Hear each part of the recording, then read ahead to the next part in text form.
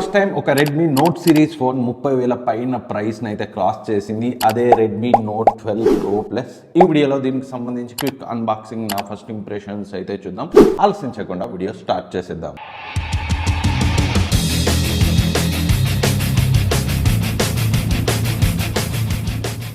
బాక్స్ని అయితే నేను రాగానే ఓపెన్ చేశాను. ఒకసారి మీకు అన్బాక్సింగ్ ఫుటేజ్ అండ్ బాక్స్ అయితే చూద్దాం. బాక్స్ పై ఇక్కడ చూడొచ్చు 200 MP కెమెరా అని ఉంది, note 12 pro plus and 120 what hyper charge అని అయితే ఉంది. అండ్ బ్యాక్ సైడ్ మీరు చూడొచ్చు స్పెక్స్ అయితే మెన్షన్ చేసి ఉన్నాయి. అండ్ స్పెక్స్ అయితే మీరు స్క్రీన్ పై కూడా చూడొచ్చు. బాక్స్ కంటెంట్ చూసినట్లయితే 120 what charger, USB A to Type-C cable, SIM ejector tool and TPU case ఉంది.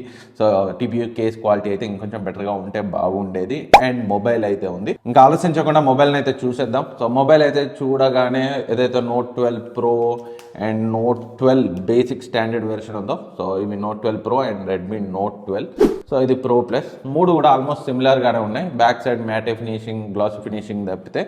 అండ్ ఒక నోట్ 12 ప్రో మాత్రం బాక్సీ డిజైన్తో వస్తే, note 12 pro plus and note 12 రెండు కూడా బ్యాక్ సైడ్ మనకి కొంచెం కర్వ్ అయితే ఉన్నాయి.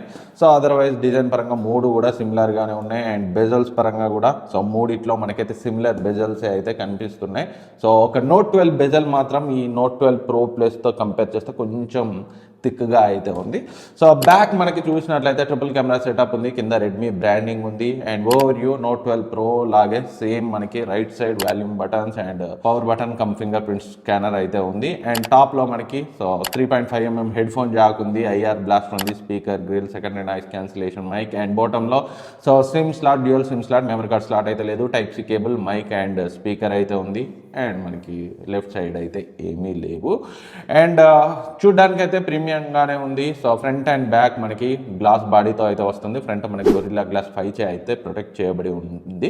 సో వీళ్ళు కర్వ్డ్ డిస్ప్లేని ఇస్తే అయితే బాగుండేది. 30,000కి వెళ్ళారు, స్టిల్ ఫ్లాట్ డిస్ప్లేని యూజ్ చేశారు. కొంచెం కర్వ్డ్ డిస్ప్లేస్ అయితే కొంచెం ప్రీమియంగా ఉంటాయి. సో లాంగివిటీ పరంగా కొంచెం ఫ్లాట్ డిస్ప్లేసే బెటర్ కర్వ్డ్ డిస్ప్లేతో, బట్ ప్రీమియంగా ఉంటాయి.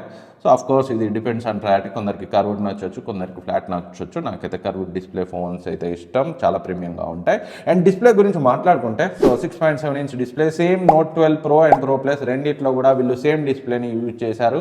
120Hz రిఫ్రెష్ రేట్తో ఉన్న 10-bit AMOLED ప్యానల్ని అయితే యూజ్ చేశారు. 900 nits వరకు అయితే పీక్ వెళ్తుంది. సో డిస్ప్లే అయితే చాలా బాగుంది, వ్యూయింగ్ యాంగిల్స్ బాగున్నాయి అండ్ అవుట్డోర్లో విజిబిలిటీ కూడా బాగుంది. సో డిస్ప్లేలో అయితే కంప్లైంట్ చేయడానికి ఏమి లేదు. అండ్ నోట్ 12 ప్రో ప్లస్లో కూడా వీళ్ళు సేమ్ నోట్ 12 ప్రో లాగే డైమెన్సిటీ 1080 ప్రాసెసర్ని యూజ్ చేశారు.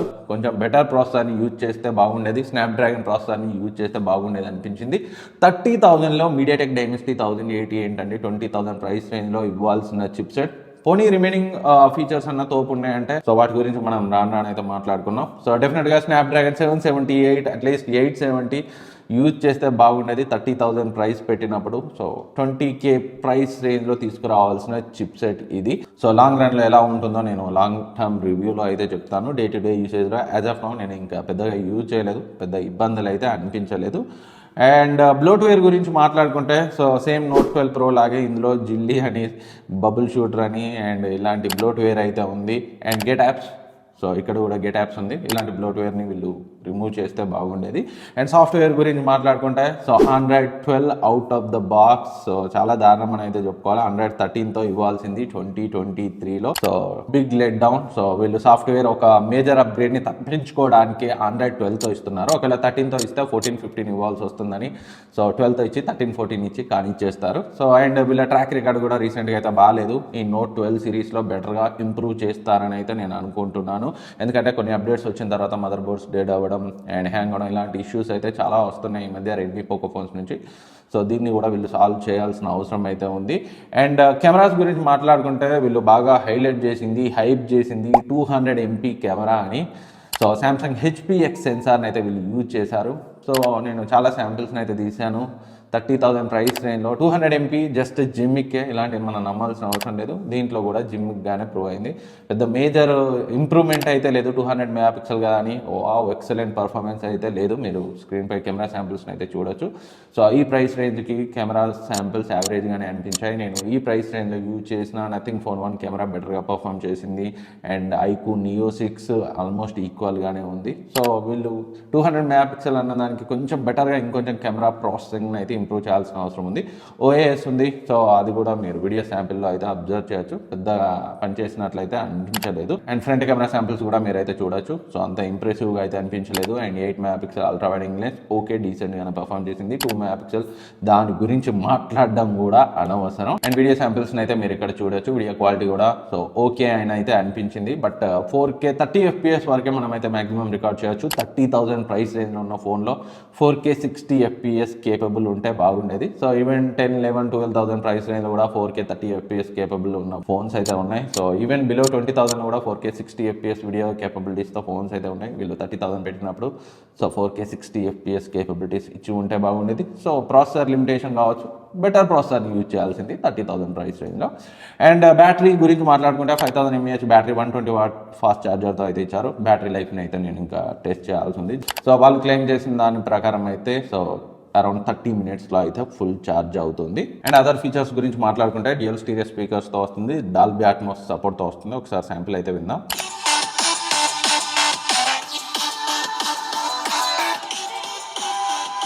సో చాలా లౌడ్గా ఉంది. నేను నోట్ 12 ప్రోలో కూడా వినైతే చూసాను, దాంతో కంపేర్ చేస్తే ఇది కొంచెం లౌడ్గా అనిపించింది. అండ్ క్లారిటీ కూడా బెటర్గానే ఉంది. ఈ ఫోన్లో నాకు బాగా నచ్చింది ఏంటంటే అన్ని కంపెనీస్ స్కిప్ చేసే 3.5mm హెడ్ ఫోన్ జాక్ని అయితే ఇచ్చారు. సో ఇంకా మిగతా ఏ రకంగా చూసినా 30,000 ప్రైస్కి అయితే ఇది కొంచెం ఎక్కువే అనిపించింది. లాంగ్ టైంలో రివ్యూ చేసి డెడికేటెడ్ వీడియో అయితే తీసుకొస్తాను. సో మీరు కొనాలనుకుంటే ICICI కార్డ్తో ఒక 3,000 డిస్కౌంట్ ఇంటరాక్టివ్ ప్రైస్ కింద ఫస్ట్ సేల్ January 11th ఫ్లిప్కార్ట్లో ఉంది, ఒక 1,000 తగ్గుతుంది. సో అలా నియర్లీ 26,000లో అయితే వస్తుంది. So but long term review కోసం అయితే వెయిట్ చేయండి. సో ఇంకా డీటెయిల్గా మాట్లాడతాను. బట్ ఏదేమైనా ఇనీషియల్గా అయితే ప్రైస్ అయితే డెఫినెట్గా వీళ్ళు ఇంకా అగ్రెసివ్గా తీసుకురావాల్సింది. ఎందుకంటే నోట్ సిరీస్ ఫేమస్ అయింది అగ్రెసివ్ ప్రైస్కి, గట్టి స్పెక్స్ ఇచ్చి మంచి తక్కువ ప్రైస్ రేంజ్లో తీసుకొస్తారు. వీళ్ళు వాళ్ళ బేసిక్ సక్సెస్ సూత్రాన్ని మర్చిపోయినట్టయితే అనిపించింది. సో ఫ్రెండ్స్, ఇది రెడ్మీ నోట్ 12 Pro Plusకి సంబంధించి క్విక్ అన్బాక్సింగ్ అండ్ నా ఇంప్రెషన్స్. ఈ వీడియో మీకు హెల్ప్ అవుతుంది అనుకుంటున్నాను. వీడియో నచ్చితే లైక్ చేయండి, సబ్స్క్రైబ్ చేయండి, మీ ఫ్రెండ్స్కి షేర్ చేయండి. Thank you for watching. Next వీడియోలో మళ్ళీ కలుద్దాం.